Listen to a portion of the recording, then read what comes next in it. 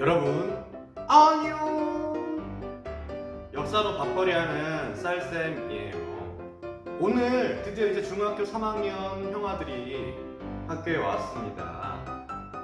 저는 이제 2학년 담당이기 때문에 아직 이제 비어있는 교실에서 이러한 강의를 찍고 있지만 이제 다음 주면 이제 여러분들과 함께 할 수 있는 시간이 올 것 같습니다.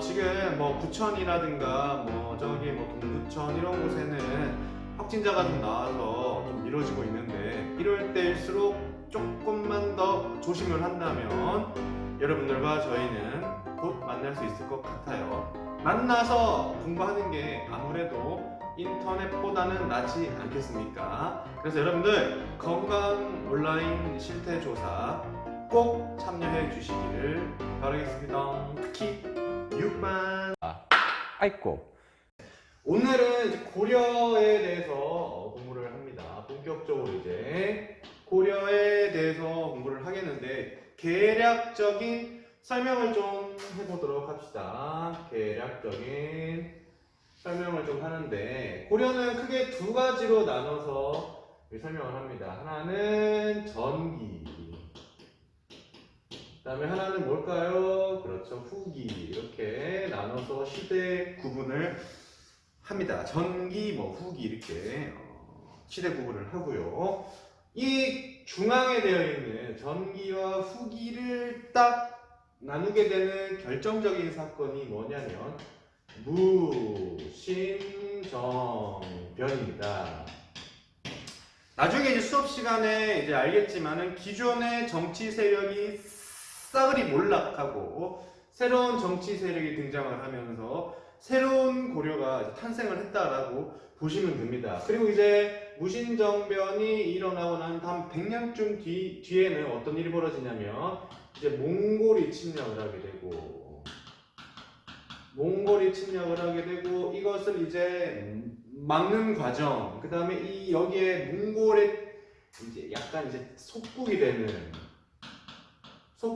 과정, 속국이라고 표현해야 되는지 모르겠지만 이제 식민지는 아니지만 이제 간섭을 받게 됩니다.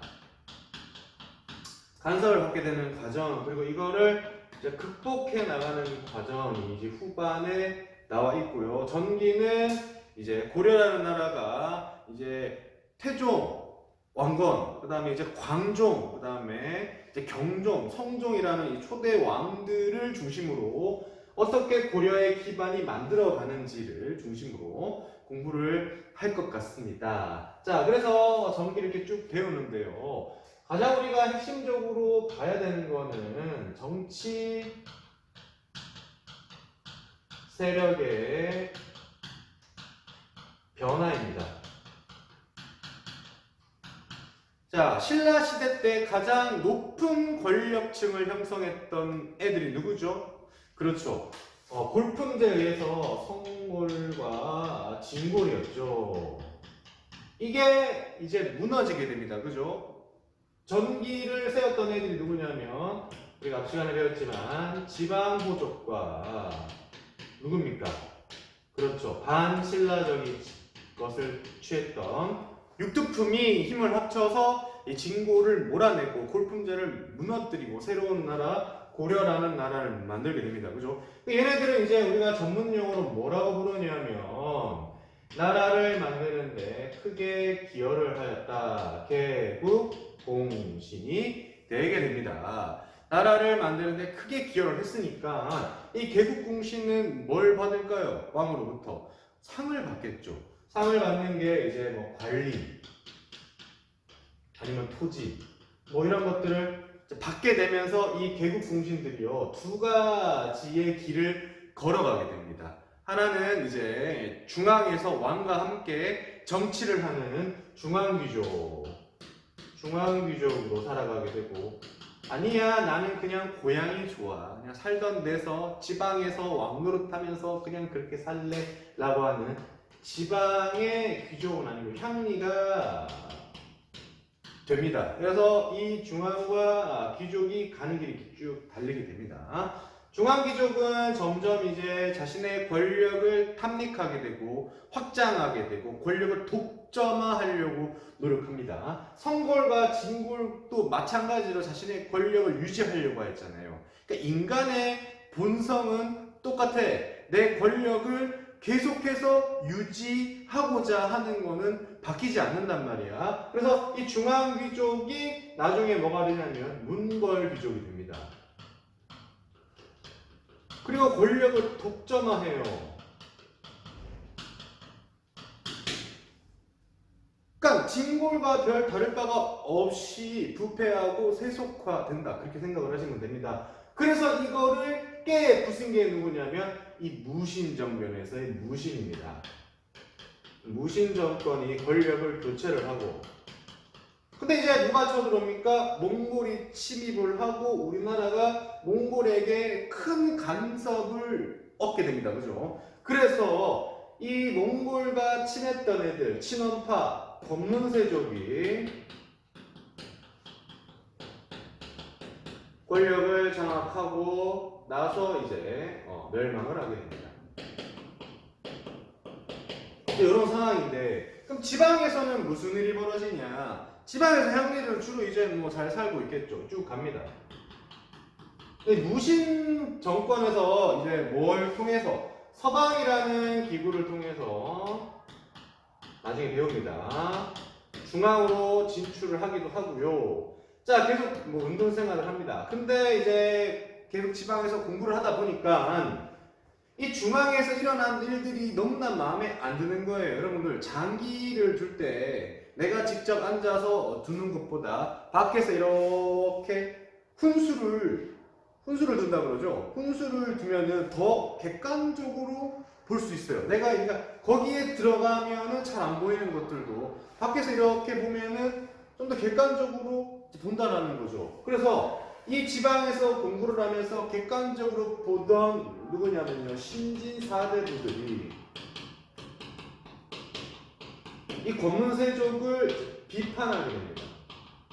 비판하면서 서로 다툼이 일어나게 되고, 이 검문세족이 결국에는 승리를 하는데 두 개로 갈라지게 됩니다. 뭐와 뭐로 갈라지냐면 급진개혁파와 온건개혁파로 갈라지게 됩니다. 결국에는 이 급진개혁파가 이제 나라를 만드는 겁니다.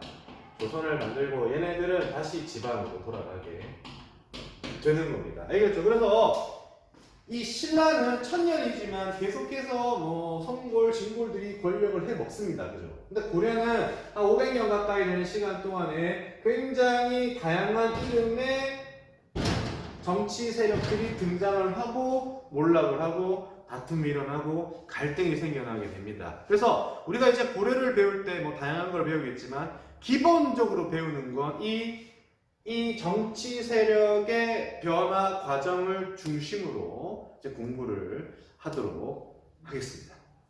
아시겠죠? 그럼 첫 번째 파트, 고려를 만들었던 태조 왕건의 정책에 대해서 한번 보도록 하겠습니다. 칠판 지우고 다시 올게요. 아이고. 자, 태조의 정책에 대해서 한번 보도록 합시다. 태조 왕건의 정책.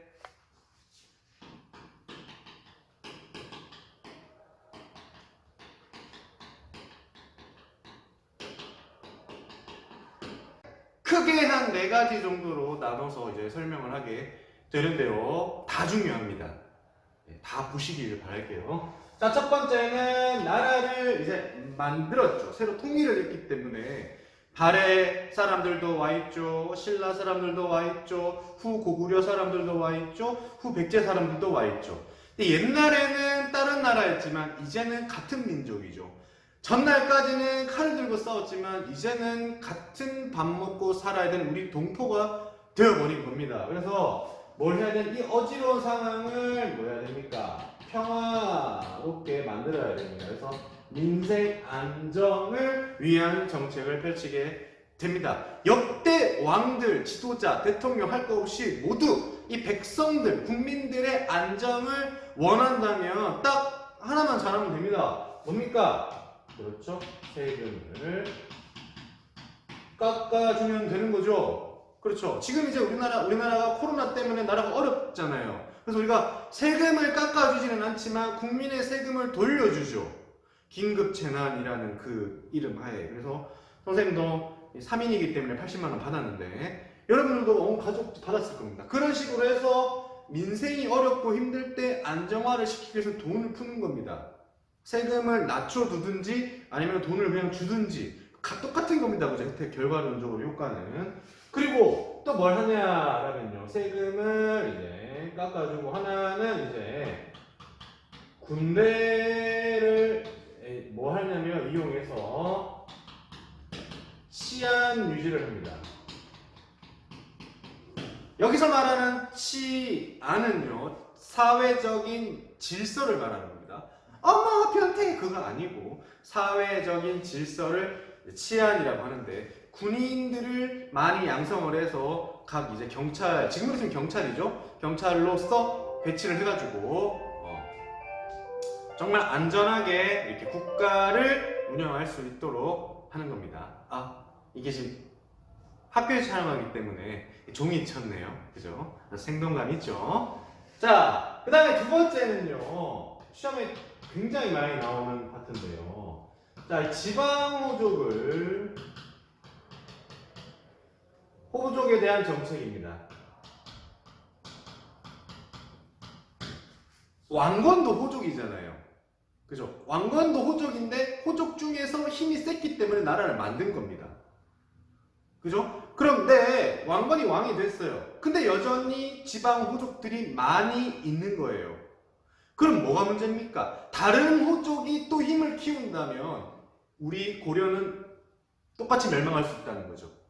그래서 이 호족들을 어떻게 하자? 내 편으로 만들어야 되겠다. 포서 해야 되겠다라고 하는 겁니다. 담임 선생님들이 여러분들을 내 편으로 만들어야 되겠다라고 하는 것처럼 내 편으로 만들어야 되겠다라는 정책을 펼치는데 크게 이제 두 가지의 스타일을 병행 같이 가게 됩니다. 첫 번째는 잘했다라고 하면요, 이제 포상을 주는 거죠. 잘했다라고 하면 포상을 주는 겁니다. 이제 당근을 주는 거죠. 자, 두 번째 못했다라고 하면은 뭐 합니까? 벌을 내리는 겁니다. 그죠? 견제, 채찍이라고 합니다. 못하면 때리고 잘하면 상은 주는 게 훈련의 기본 요법 아닙니까? 보통 우리가 짐승을 대할 때 이런 방법을 많이 쓰는데 아무튼 이제 이런 방법을 쓰게 됩니다. 그래서 이 당근은요, 첫 번째는 이제 결혼을 합니다. 모든 좀 세력이 큰 지방 호족과는 다 결혼했다고 보면 됩니다. 그래서 29명의 여자랑 혼인을 하게 됩니다. 스라의 자식들이 어마어마하게 많겠죠. 그래서 왕건이 죽고 난 다음에 이제 후계자 문제가 발생을 하기도 합니다. 하지만 어쨌든 간에 같은 핏줄로 묶여 있다면, 그죠? 세상 안전한 동맹이 어디 있겠습니까? 그래서 혼인을 통해서 동맹을 맺게 되었다, 이렇게 보시면 되고요. 또 두 번째는 사성이라고 해가지고 성을 선물합니다. 여기서 말하는 성은 캐슬, 그런 성이 아니고요. 남녀 간의 성도 아니고 여기서 말하는 성은 family name, 이제 성입니다. 그래서 이제 왕족의 성을 선물을 하면서 우리는 하나야 라고 이렇게 하는 거죠. 그 다음에 뭐 당연하죠. 뭐 재물도 주고요. 그 다음에 뭐 관직도 주고요. 그래서 잘하는 사람들한테 쫙 가는 겁니다. 자, 여기서 말하는 재물은 주로 영토인데 하나 씁시다. 역분전이라고. 역분전이라고 이제 그 땅을 주는 겁니다. 땅을 주면서 너네들이 정말 나의 왕건이 나라를 만드는 데 있어서 큰 공을 세웠다라고 하면서 이런 것들을 주게 됩니다. 너무 잘해주기만 하면 사람이 말을 안 들어요. 그래서 견제하는 정책을 펼치는데 하나가 이 사신관제도입니다. 자, 사신관제도는 뭐냐면요, 그 지방에 있는 후족에게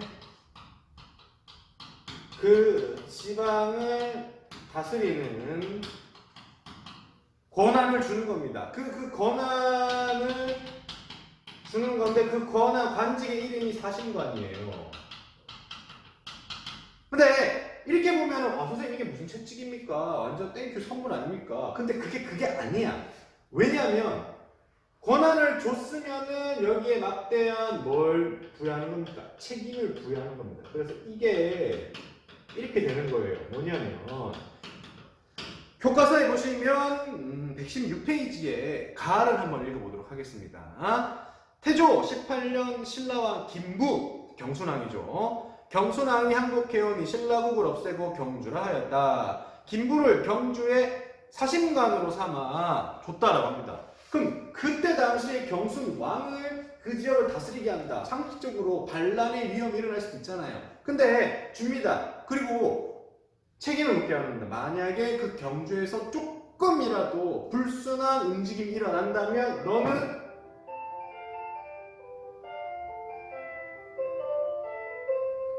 너는 그 책임을 물을 거야. 그러니까 확실히 너네 동네 관리 잘해. 그러니까 기침등호흡기 증상이거나 다른 증상이 있는 학생은 선생님이 말씀하신 바람. 그러니까 알겠죠? 오케이. 자, 그 다음에 두 번째는 기인제도입니다. 기인제도. 우리가 좀 뭔가 기이한 사람, 뭔가 능력이 출중한 사람, 뭔가 특이한 사람을 기인이라고 하는데 이거 이제 그런 기인은 아닙니다. 여기서 말하는 기인은요, 그 지방 호족의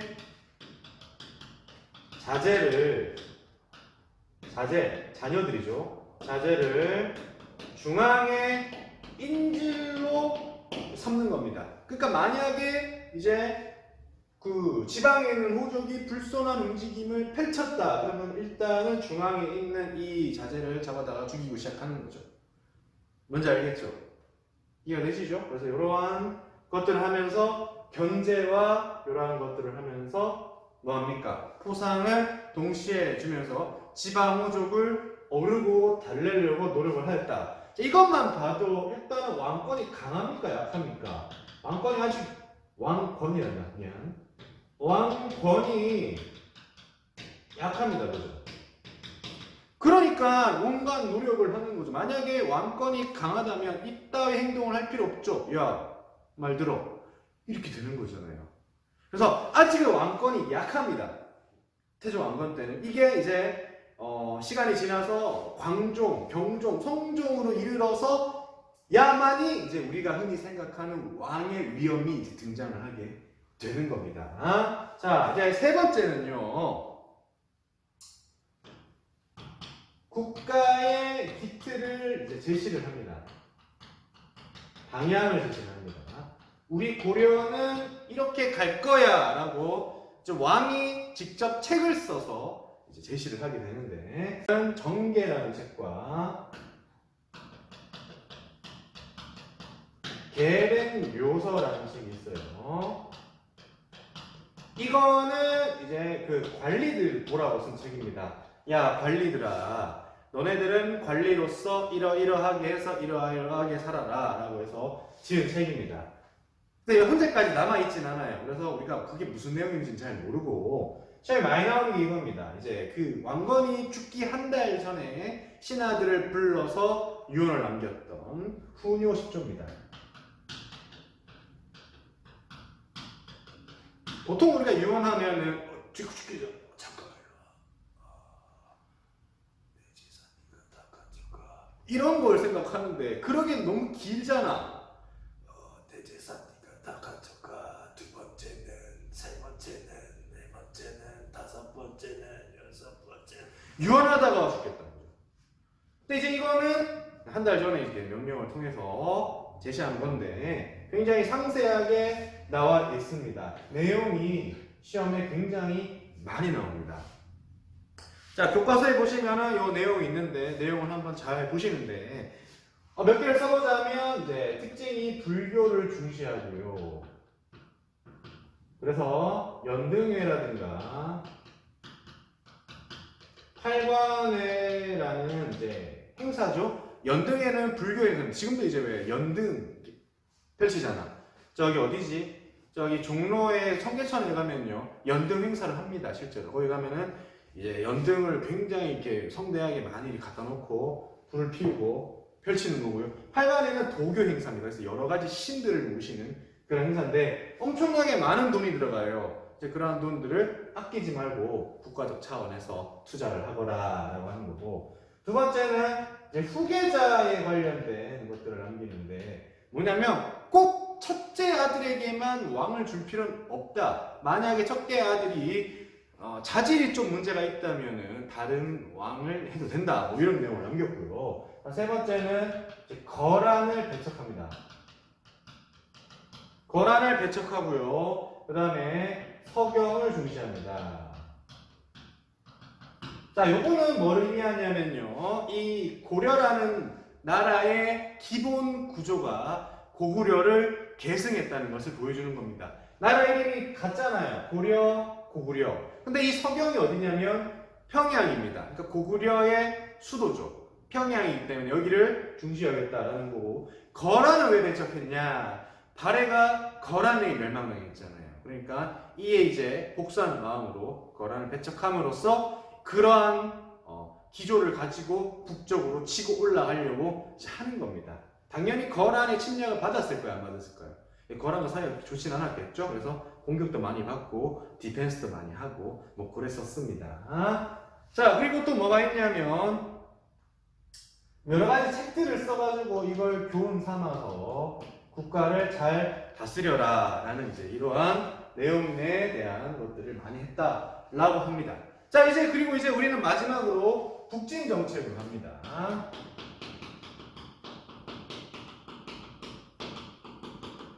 북진, 과거의 고구려의 영향을 우리는 되살리겠다. 과거 고구려의 영광을 우리는 다시 한번 재현하겠다라는 거죠. 실질적으로 결과 성공했냐? 성공했습니다. 대동강에서 청천강까지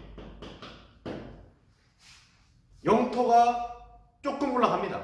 그래서 우리가 영토를 어느 정도 확장을 했다라는 성공을 하고, 그건 이제 이 왕관의 노력이 있었다라는 건데요. 이러기 위해서 여러 가지 것들을 하는데, 첫 번째가 국호를 고려라고 하죠. 그 다음에 거란을 배척하죠. 왜 하냐? 고구려를 뭐 했다? 계승을 한다는 것을 보면 알 수 있다라는 거고, 자, 두 번째는 서경을 중시하였다. 그래서 여기를 전진기지로 삼았다. 군사의 전진기지로 삼아가지고 군비 확장을 하려고 노력을 하였다라는 걸 통해서 또 알 수 있고요. 자, 세 번째는 좀 재밌는데요. 발해의 유민을 적극적으로 받아들입니다. 자, 발해는 고려가 이제 건국하기 한 10년 전쯤에 망했는데 이 발해 유민들을 적극적으로 받아들입니다. 한 몇만, 발해 왕자와 함께 몇만 명의 이제 발해 주민들이 왔다는 기록도 있고요. 받아들여서 그 위쪽에 살게 합니다. 그 고려 위쪽 동네에 살게 합니다. 그 이유가 뭡니까? 발해는 기본적으로 이 거란에 대한 감정이 좋지 않겠죠.